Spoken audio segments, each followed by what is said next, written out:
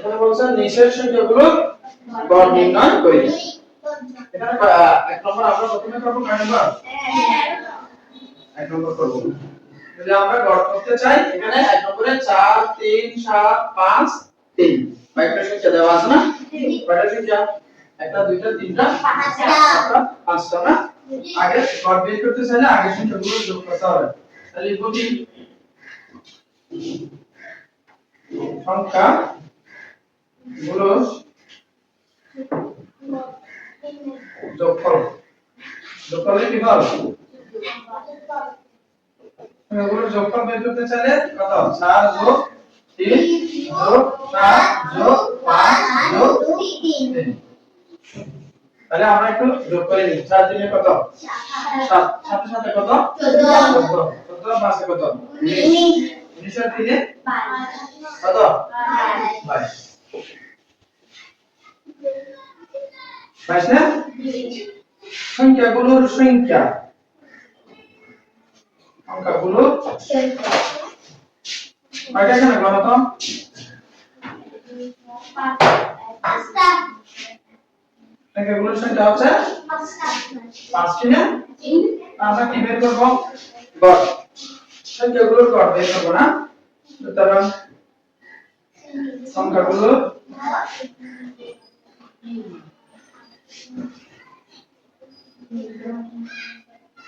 গড়।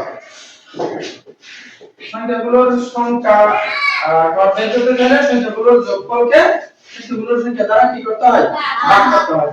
তাহলে 22 কে কত দ্বারা ভাগ করব? 5 বুঝছো কিনা?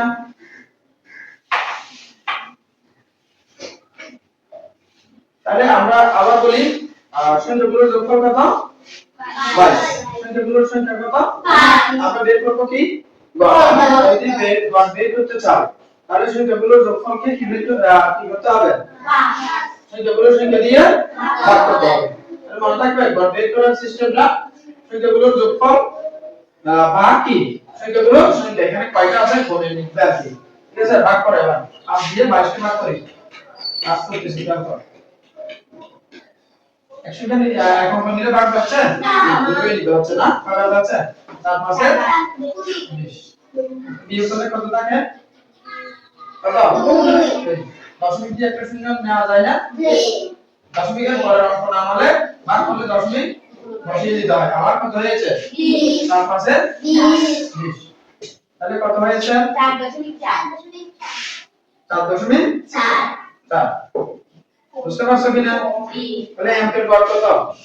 4.4। সুতরাং নির্ণয় গড় 7.4। উত্তর কত? 7.4। পারবে এটা?